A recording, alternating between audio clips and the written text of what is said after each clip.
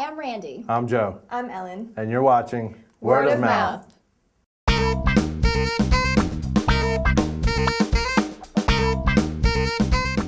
I have a new instrument which I will use.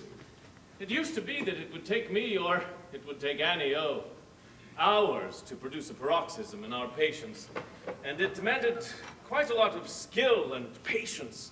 It was much like a child's game, trying to pat the head and rub the stomach at the same time. But thanks to this new electrical instrument, we shall be done in a matter of minutes. We saw In the Next Room, or the Vibrator play. Set in New York in the 1880s, just as Tommy Edison, he discovers electricity. We meet Dr. Givings and his wife, who are an oddly matched couple because he's very scientific and serious, and his wife is very childlike and yearning to be more adventurous. He starts treating women for hysteria.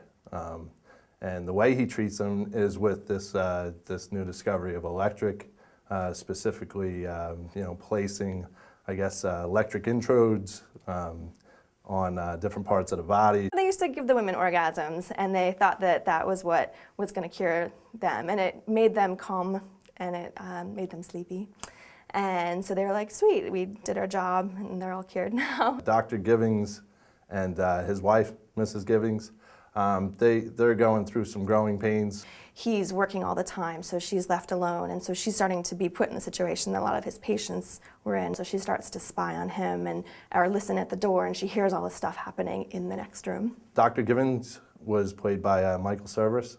He did well. He did well. He was believable. I think he played the part the way it should have been, reserved and scared and kind of hiding behind his science the whole time, so he doesn't have to actually feel it. He can just intellectualize it. He's awesome. I mean, he's very subtle, and shy and stuttering, and he's wonderful. Laura Benanti played the doctor's wife, Mrs. Givings. She did a really good job. The accent was off, which I think, I don't know if it was supposed to be like that, but it didn't mix in with everybody else's. I felt that she was the strongest character in the show, and I think she did a wonderful job. I think she really led the cast. Maria Dizia plays the Mrs. Daltrey, who's the first patient that you get to know. Out of all the characters, I think that she played her part the best in the sense of being really just in line with what I would expect someone from the 1880s to be acting like in that given situation. I really liked her, and I appreciated her, both the element of reserve that she brought to the role and her overexcitedness. I thought she was a standout. The sexual content of the show, I wouldn't say it's over the top. Well, the first time the doctor gives a treatment to Mrs. Daltrey, I think the whole audience is kind of like, are they really gonna do this? I don't think I've ever seen so many faked orgasms ever. And it's not gratuitous, but you feel very voyeuristic watching it. There's something that feels a little like naughty and taboo about it. What blew me away was that Meg Ryan was actually sitting like 3 rows ahead of me. And all I kept thinking about was when Harry Met Sally and her orgasm scene. And it was cool to watch her expression when, the kooks on stage were going through their orgasm stages. And, it was really neat to watch. Yeah, I think after the shock of it happening the first time, it starts becoming kind of comical because now everybody's having one.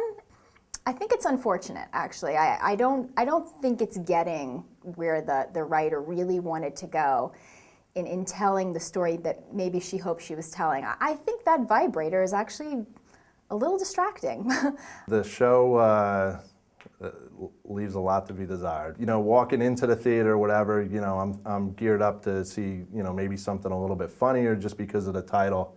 And for me, it just wasn't there. I didn't think I was going to like it. And I ended up, I think, liking it because I kind of feel like I want to talk about it. I brought a girlfriend with me tonight, and it was really fun to, sort of talk about it afterwards. And we could laugh at some parts and actually break down other things more intellectually. So it kind of gave you a little bit of everything. In the first act, I was thinking, oh, this is a little bit of a gem in certain parts.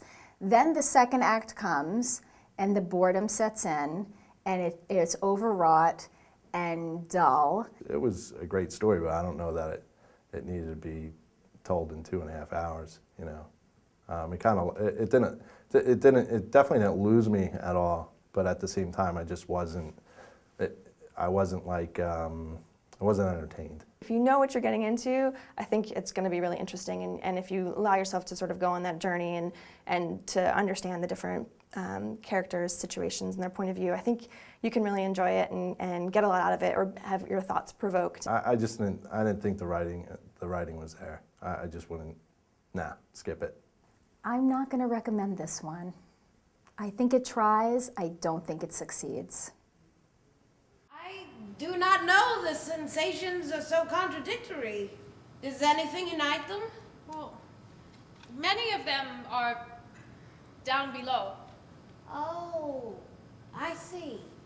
Well, the things you describe, some of them seem to be sensations that an invalid would have, or someone with a horrible fever, but others sound like sensations that women might have when they're having relations with their husbands.